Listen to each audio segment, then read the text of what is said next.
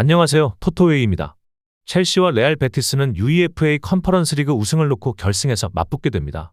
첼시는 이미 프리미어리그 최종전에서 노팅엄 포레스트를 1대0으로 꺾으며 4위를 확정, 다음 시즌 챔피언스 리그 진출을 자력으로 확보한 상태입니다. 이에 따라 이번 결승전은 유로파리그 출전권 확보라는 실익보다는 UEFA 모든 대항전 우승이라는 역사적인 업적 달성에 초점이 맞춰질 전망입니다. 첼시는 이번 시즌 컨퍼런스 리그 포함 13번째 유럽 대항전 결승에 진출했으며 앞서 챔피언스 리그, 유로파 리그, 슈퍼컵을 포함한 12번의 결승에서 8승을 기록한 바 있습니다. 이번 대회에서는 스위스의 세르베트, 폴란드의 레기아 바르샤바와의 경기에서 다소 주춤했지만 전반적으로 안정적인 성적을 거두며 결승에 올랐습니다. 이번 결승에서 팀의 공격을 이끌 니콜라스 잭슨은 리그 징계로 인해 포레스트전에 결장했지만 유럽 대항전에는 출전 가능하며 공격진에서 큰 역할이 기대됩니다. 크리스토퍼 은쿤쿠도 부상에서 복귀에 출전이 가능할 것으로 보이고 제이든 산초 역시 복귀한 상태입니다. 다만 웨슬리 포파나 아론 안셀미노, 오마리 켈리머는 부상, 미하일로 무드리크는 도핑 규정 위반으로 결장합니다. 레알 베티스는 이번 시즌 유럽 대항전 결승에 처음으로 진출한 팀으로 마누엘 페이그리니 감독의 지휘 아래 꾸준한 상승세를 이어왔습니다. 이스코와 안토니 등 부활한 베테랑들의 활약이 팀을 결승까지 이끌었으며 특히 피오렌티나와의 준결승 2차전에서 안토니의 프리킥 골과 후반 추가 시간 극적인 어시스트로 승부를 결정지으며 극적인 진출을 확정지었습니다.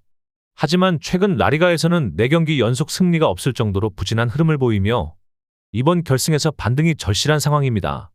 수비수 헥토르 베예린과 미드필더 마르크 로카, 디에고 요렌테, 공격수 치미 아빌라는 부상으로 결장하며 로셀소 역시 컨디션 문제로 출전 여부가 불투명합니다. 첼시는 전반적인 스쿼드 뎁스, 유럽 대항전 경험, 그리고 결승전 집중력에서 베티스보다 확실한 우위를 점하고 있으며 잭슨과 은쿤쿠, 산초 등 공격 자원의 무게감이 다릅니다. 베티스는 안토니, 이스코 중심의 창의적인 전개가 가능하지만 결장자와 수비진의 공백이 변수입니다. 베티스의 공격력과 첼시의 수비진 결장 변수로 인해 양팀 모두 골을 주고받는 박빙의 승부가 펼쳐질 것으로 보이며 첼시가 연장 접전 끝에 벤치 뎁스를 활용해 우승컵을 들어올릴 가능성이 높습니다.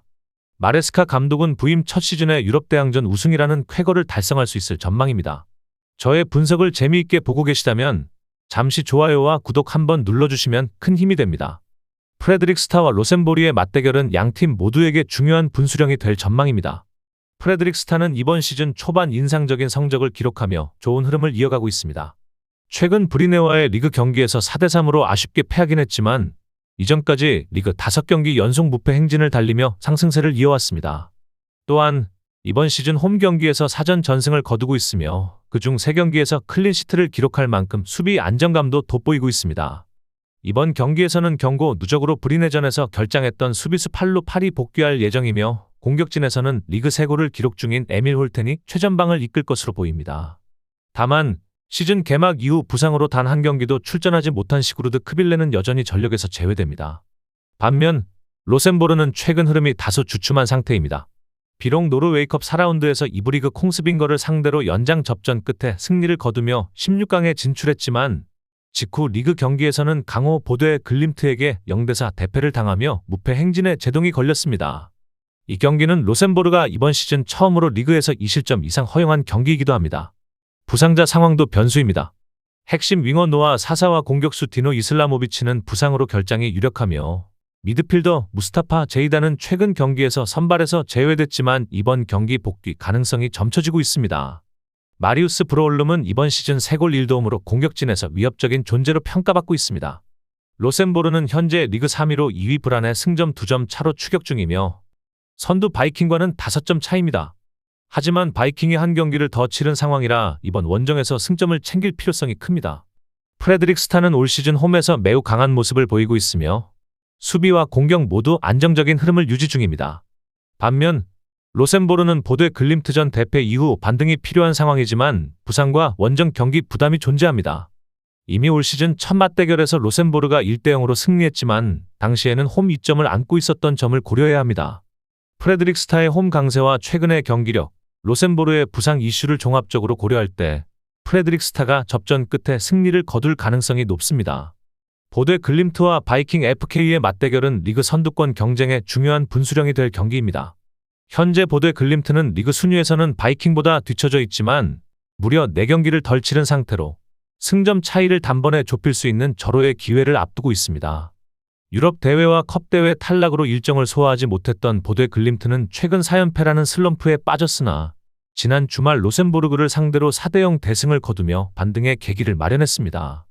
이 경기에서는 카스페르 헤흐가 선제골을 넣었고 올레 블롬베르그가 멀티골을 기록하는 등 공격진의 컨디션이 살아난 모습이었습니다.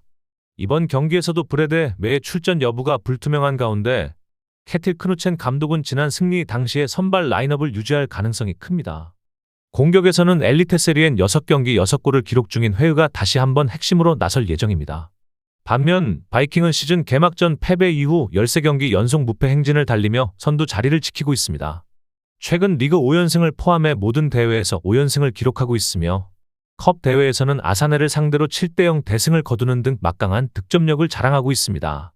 주요 전력 중 일부가 부상으로 이탈한 보드 글림트와 달리 바이킹은 현재 부상 이슈 없이 비교적 안정적인 스쿼드를 유지 중이며 크리스티안센이 4골을 기록하며 공격에서 꾸준히 위협을 가하고 있습니다.